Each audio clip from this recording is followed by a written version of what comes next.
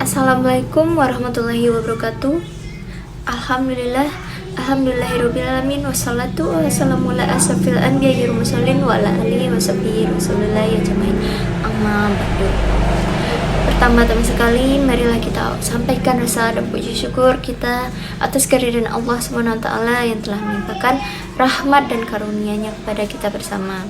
Baiklah, yang saya hormati untuk Bapak mata kuliah etika profesi pendidik, yaitu Bapak Dr. Iswandi.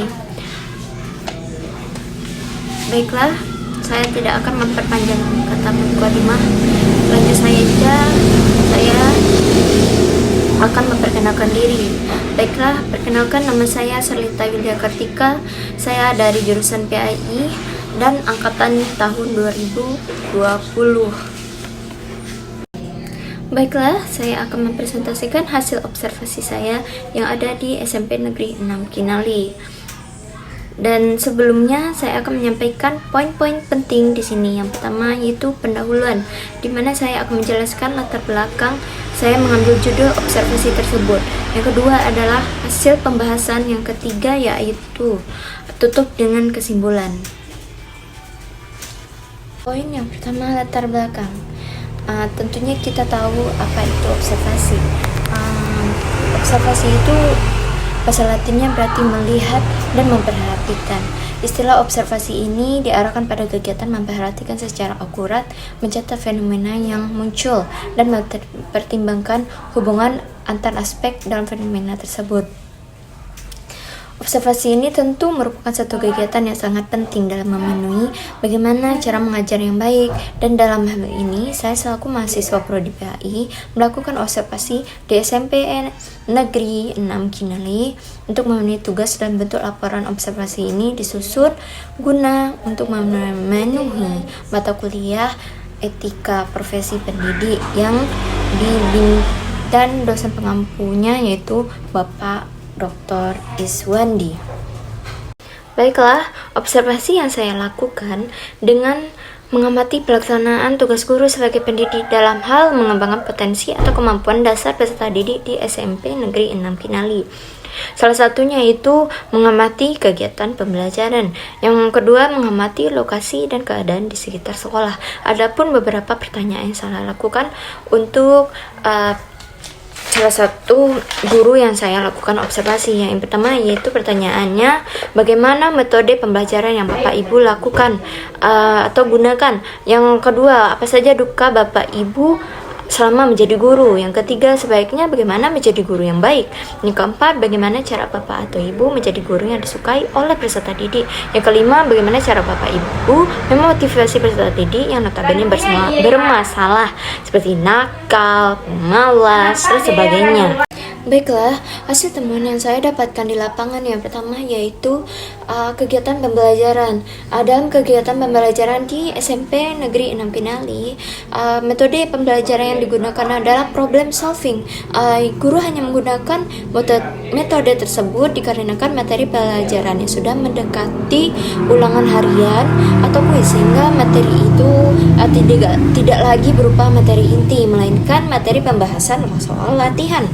Adapun langkah-langkah yang dilakukan oleh guru saat memasuki kelas itu yaitu kegiatan awal, yaitu membuka pembelajaran seperti memberikan salam, dan peserta didik juga memberi salam kepada gurunya dan membaca doa sebelum proses pembelajaran, dan guru mengabsen murid-murid yang hadir ataupun tidak hadir. Selanjutnya yaitu kegiatan inti, di mana peserta didik mengumpulkan tugas yang telah diberikan guru pada pertemuan sebelumnya, dan bagi siswa yang tidak mengumpulkan akan mendapatkan konsekuensinya, yaitu nilai yang tidak sesuai dengan kriteria atau KKM. Hal ini bertujuan untuk mendidik agar pentingnya mengerjakan tugas dan mengumpulkan tepat waktu, dan guru menjelaskan pemecahan masalah dari tugas yang sudah diberikan kepada siswa agar tahu apabila ada kesalahan dari soal yang sudah para siswa kerjakan. Dan di dalam kelas itu saat memeriksa tugas yang telah dilakukan siswa itu terjadi tanya jawab antar siswa dan guru dari materi sebelumnya. Dan di situ pun saya melihat guru secara langsung melihat buku catatan para siswanya, apakah para siswa mencatat materi yang sudah diajarkan sebelumnya. Dan selanjutnya itu menutup pelajaran. Guru mengingatkan kembali kepada siswa atau peserta didik bahwa di pertemuan berikutnya akan diadakan ulangan harian. Dan di situ pun bersama-sama menutup pelajaran dengan berdoa dan memberi salam. Nah, dari semua proses pembelajaran dilakukan oleh guru dan murid tersebut, saya melihat bahwa para anak murid dan siswa banyak yang aktif dalam membacakan hasil dari tugas yang diberikan guru tersebut. Nah, poin terakhir yaitu pembahasan, di mana saya mendapatkan hasil lapangan yang saya lakukan yang tersebut dari yang saya jelaskan tadi. Di situ saya melihat guru menciptakan suasana pembelajaran yang kondusif, menciptakan suasana yang lebih santai atau informal dilakukan oleh guru dengan cara menyapa setiap murid yang mulai merasa bosan mengikuti pelajaran. Dan guru juga mampu mendekatkan multidisipliner dan pendekatan interdisipliner kepada murid tersebut. Kemudian ditambah lagi dengan humor-humor ringan, sehingga peserta didik lebih termotivasi untuk mengikuti proses pembelajaran. Nah, itulah yang saya temukan dari hasil lapangan observasi yang saya lakukan di SMP Negeri 6 Kinali.